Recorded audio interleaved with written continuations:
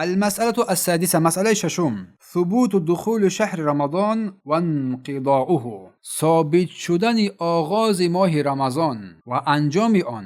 بدونید برادران و خواهران گرامی که آغاز ماه رمضان با دیدن هلال یعنی ماه نو ثابت می شود. خواه شخص خود همین ماه را ببیند یا دیگری با دیدن آن شهادت بدهد یا خبری با اینها برسد که ماه دیده شد. اگر یک مسلمان عادل با دیدن این ماه رمضان شهادت دهد، بر همه لازم میگردد که از آغاز دیدن آن ماه روزه را شروع نمایند. و دلیل آن قول الله سبحانه و تعالی است که میفرماید فمن شهد منکم الشهر فلیصم، پس هر کی از شما این ماه را دریابد حتما روزه بدارد. سوره بقره آیه 185. و پیامبر الله صلی الله علیه و سلم فرمودند اذا رأیتموه فصوموا، اگر شما این هلال ماه رمضان را دیدید پس روزه بدارید. بخاری تحت رقم 1900 و مسلم تحت رقم 1080 روایت کردند. و حدیث ابن عمر همچنین رضی الله عنهما گفتند که من پیامبر الله صلی الله علیه و سلم را از دیدن هلال رمضان خبر دادم. اخبرت نبی صلی الله علیه و سلم، از دیدن ماه رمضان من پیامبر را خبر دادم. پس روزه گرفت، پیامبر الله روزه گرفت و مردم را بر روزه گرفتن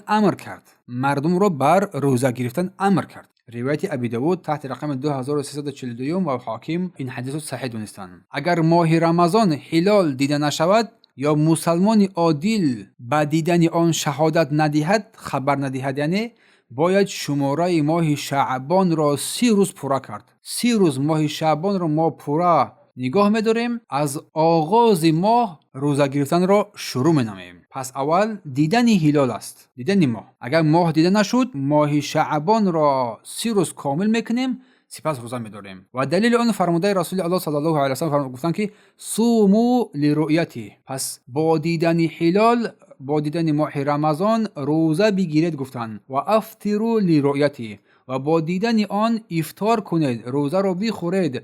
فإن غبی علیکم، اگر هلال بر شما پوشیده شد یعنی دیده نشد، زیر ابر ماند، یکم حالت دیگری، فاکملوا عدة شعبان 30 گفتند، پس شماره شعبان را 30 روز پورا کنید. روایت بخاری تحت رقم 1009 و مسلم تحت رقم 1081.